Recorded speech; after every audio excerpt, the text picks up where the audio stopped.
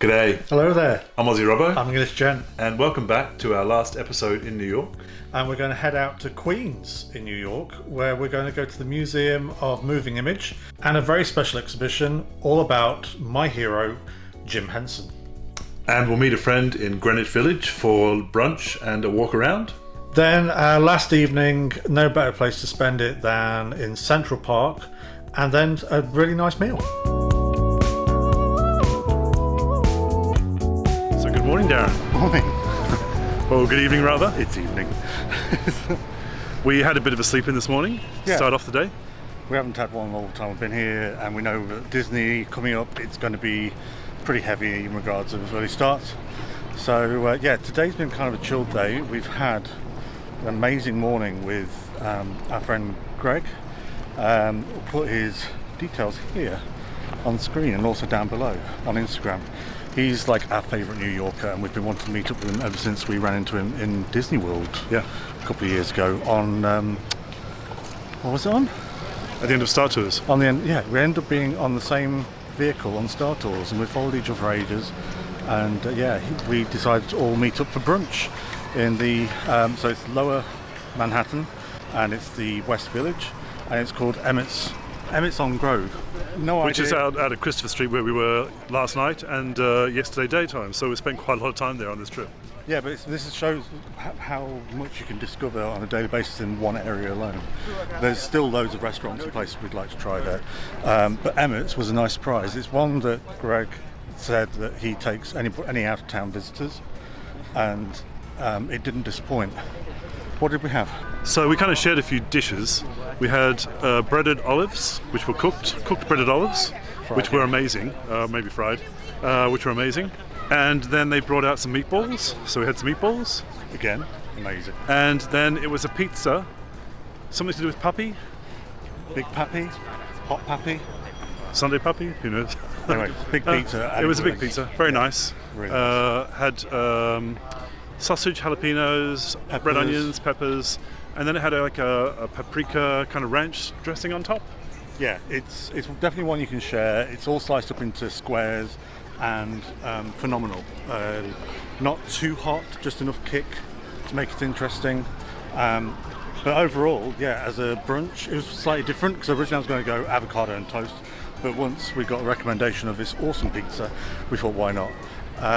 What else did we have? And we had a chocolate cake to finish off. A chocolate cake, which I'm glad that we shared it because it was huge. Really rich, but really gorgeous as well. I didn't feel like stuffed after it. So that was a good sign of a good chocolate cake. Yeah, absolutely. And then once we finished there, that was a very nice meal experience overall. So definitely recommend that restaurant. But once we finished over there, we then went for a walk in the area. Yeah, we wanted to be shown around by someone who's local. He's lived here a number of years. He works here extensively and also all over the country and the world.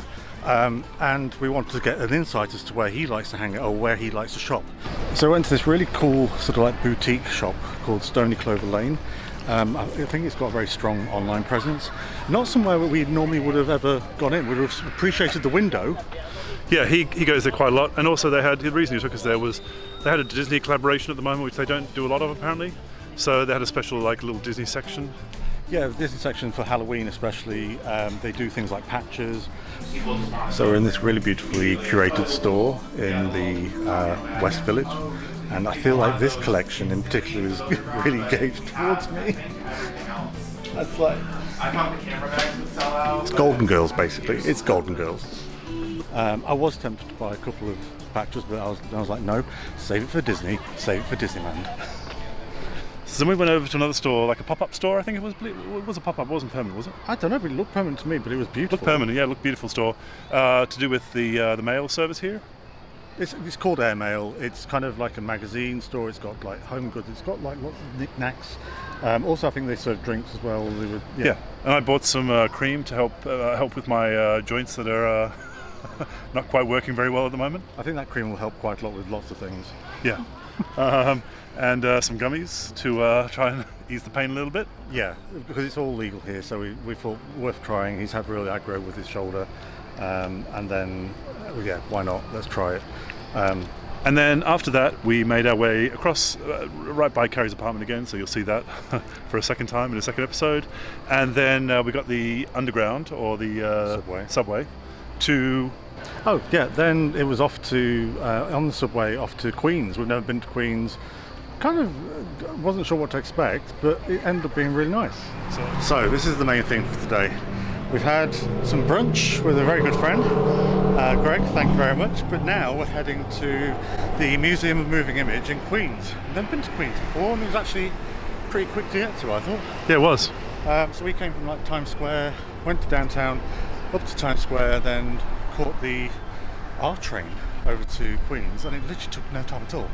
And now we're finding our way a couple of blocks from the station to the museum, which is where we'll find the Jim Henson Exhibition, hopefully.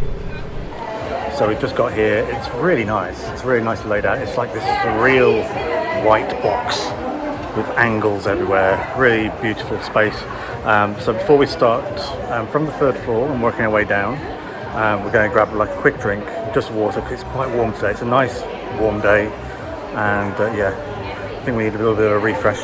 So the Jim Henson exhibition is something we weren't aware of when we were here back in December of 2023, and friends told us about it and we didn't know it existed, so we've come back and this is now on the first floor of the museum. I'm kind of excited about this.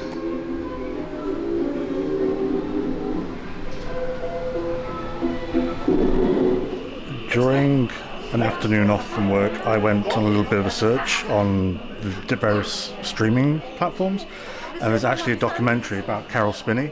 Carol was the original performer of Big Bird and did it for many, many years, and he's led a really interesting life, much to the point where he deserves a documentary just about his life as a performer and after Big Bird, because it's amazing. It's absolutely amazing. There's murder, there's all sorts involved. But yeah, have a look on that. If you're in the UK, Amazon Prime. Oh my lord.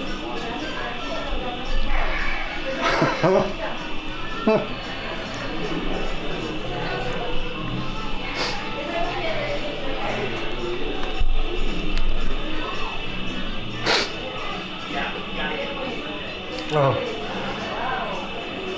One of the first voices I ever used to do as a kid was the Swedish show. Skirty birdie birdie, put the birdie in the pot. Skirty birdie birdie.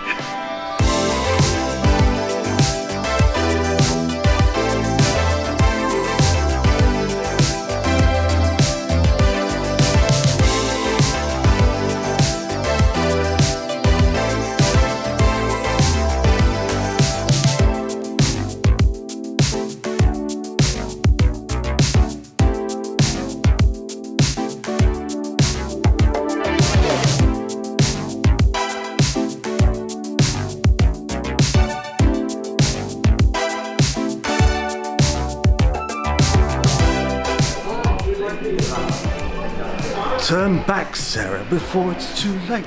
You have 13 hours. Cockpiece. He's doing Steptoe and Son. So our friend Greg, who we met in the West Village for brunch this morning, he's been here a few times, and he let us know that after the Jim Henson exhibition there's actually a section which is very into our taste, and you'll probably see why shortly, and it is still here, thankfully.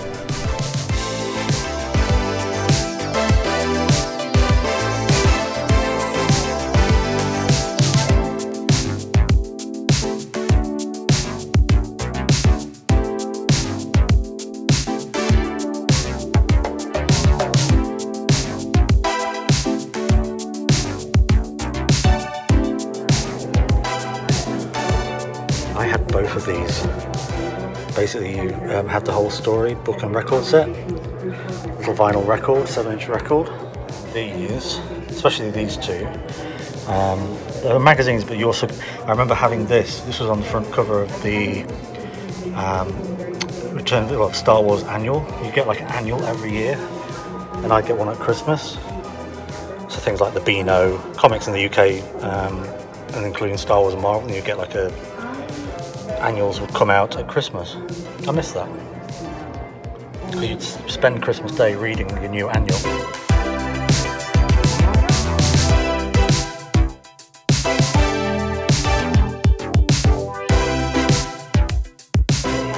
This is one of my favourite collection of figures ever,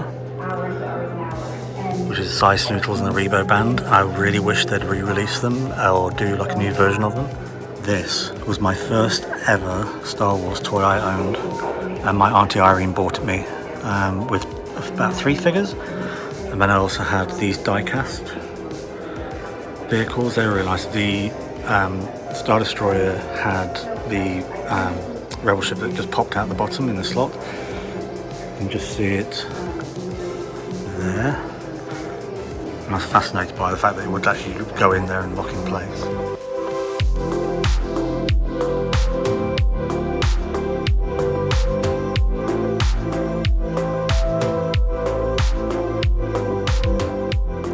At university, I used to make these for my production design. They were really fiddly, and I did cut open my thumb one night on the night before my presentation. Got the end of my thumb with the slide.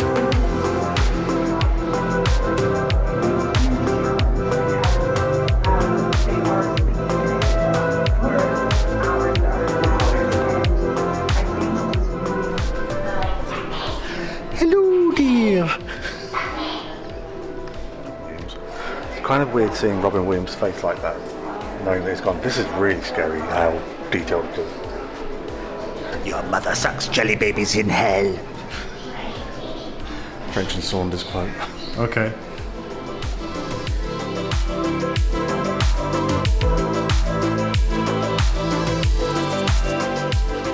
So Darren, what did you think of the Jim Henson Exhibition? That was great. It's not as long as I would have hoped. However, they cram a lot in, and it's really beautiful. I teared up a few times. It's a weird thing being near the things that inspired you most as a kid and as an adult. And they display it all so beautifully.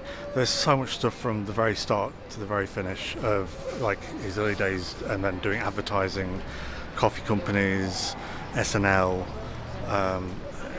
Sesame Street, Muppets. It just goes on, and they display it so beautifully. They do actually have an option for tours, I think on Thursdays and Saturdays maybe. It's 2 days a week, and they do tours which are aimed at families, and I would recommend that, because that would be, if I was a kid who's into like the Muppets or anything similar, that would be awesome. And they do have a few bits of hands-on, as you'll see from the video. There's a couple of bits which are kind of fun hands-on, like to do with the Muppets themselves and puppet performing, so I'd recommend it. It cost How much us, does it cost? so the cost for 2 adults was $20 each, and then you have tax on that, which was about $3. So I think $43 in total, which I don't think was bad. The actual museum itself was fantastic. There was actually more in there than I thought. And they do regular screenings and sort of film presentations and changeable exhibitions throughout the year. So, considering it's in Queens and a lot of people wouldn't even think about coming out to a different district, it literally took us 5 minutes extra, if that, Yeah. to get across here, and there's plenty around to do for eating and drinking. I think we'll go and get a drink now before we head back into Manhattan. Maybe go to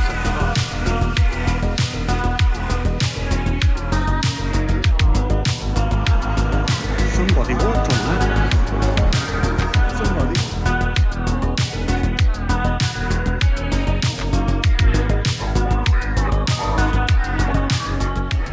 So for anybody who watches Netflix and the property things, especially the US ones, there's one called Owning Manhattan, which is all about the market in Manhattan itself. And one of the homes and buildings they're trying to sell is essentially it's a marvel of architecture, but it's essentially not getting sold, and many empty spots in these multi-million properties. So this one is Central Park Tower, just over my shoulder to the left, and it's still for sale. So it was originally, what was it, $250 million thousand dollars? Yeah, $250 million thousand dollars, and it's currently at 195. So they're still struggling, and considering that was filmed a while back, yeah, it does say something about the types of properties that are being put up for sale in Manhattan and why people can't actually afford to live here.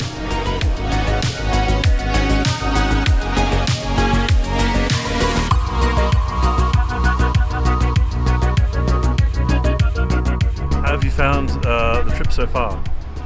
It's been really nice to revisit a city we've fallen in love with at Christmas time, and now see it's in a completely different season, completely different vibe. I'm actually loving it. I think we chose the right week to come here because it's not stupidly warm. The only thing I wish we could do is have a couple more days just to explore, because that's the bit I've enjoyed most about it. We've only had a couple of things organised. Everything else has just been, what do we fancy doing? So I would like to spend another 2 days here, but we are going to be going to California and Anaheim and Hollywood for 5 days. So we've got plenty to do there, but we will be back here. Who knows what time of year? Maybe we'll try spring. But no, it's been fantastic. Really great to meet up with Greg, who we've known for a while now on social media, and also to Really great to meet up with Liberty herself. yeah, to do something which is, because I've been to Statue of Liberty before. I think you've been to Statue of Liberty Yeah. before, and it's been the standard. To actually be able to do something special and not pay hardly anything at all on top was amazing, and it felt like a once in a lifetime thing. Because it's so kind of rare to get to do that. That was a highlight. Finally getting to go to the Comedy Cellar, that was awesome. And yeah, just actually being in the heart of it. I think staying in Times Square, it's been useful, but I will say that when it comes to late night in Times Square, or when it turns night in Times Square, it becomes a completely different beast, and it can be a bit like, ugh. So I probably wouldn't stay in Times Square again in the future, but I'm glad I have done it. Right. How's it been for you? Yeah, it's been nice. I've had a little bit of an injury, so that's been hampering things a little bit, but it's been nice to kind of just relax and not kind of overload with things to do. So it was really nice to go to the Statue of Liberty and go to the top. I really enjoyed that. I thought I wouldn't because of the fear of heights, but I really enjoyed that. The Comedy Cellar was really good. I'm really glad we got to go see some comedy. Great to meet up with Gregory and just kind of chill and have an afternoon in the Christopher Street area. Christopher Street, yeah. Just the West Village is just very, it's a beautiful vibe. And Times Square, it's interesting to stay in Times Square because it's just so chaotic. It's fine once you get back into the room. Being on the 39th floor, you don't hear too much. The only thing you do hear are sirens, but you hear those pretty much from what we can tell in every Everywhere. hotel you're gonna go to, really. So it feels like it's been too short, only 2 full days, but we'll be back again, I'm sure. And what do you think we're going to do for our final night? How are we going to kick it off? And with a I think you just said go for a greasy burger somewhere. yeah, I think we're going to do a diner. So we're going to take a bit more of a walk around the sites of Central Park in the early evening of Sunday. Yeah. And then head off to the Empire Diner, hopefully, to get some lovely food. Yeah. So one of the things I really like about Central Park in particular is you'll be walking randomly and you'll find iconic areas of the parks. You'll find places that were shot for various huge movies. Again, Sex and the City was just over there where they had the falling in the lake incident. Nice to see that the rowing boats are back, so next time we come I think we're going to try and do that if it's warmer weather. But yeah, it's really beautiful. What's behind? Behind us is Manhattan. This is called Bethesda? Yeah, so this is called Bethesda Terrace, and is it the one that was this the area that was John Wick? Maybe. Although I feel like about buildings behind it, but yeah. But it's beautiful architecture.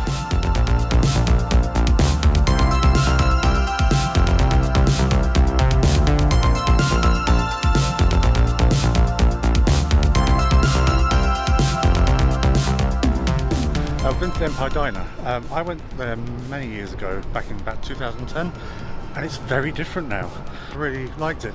So it looks like the classic diner, but the inside, the food is kind of elevated, I guess. It's kind of, I wouldn't say fancier, but It didn't look like a diner inside. no. They've refitted the whole place, and it looks really kind of stylish and contemporary. The service is brilliant. The service I was really impressed with. So what did you have to eat? I had the deviled eggs, because we haven't had that for a while, and then I had the burger, but I made it Impossible, which is the meat-free version.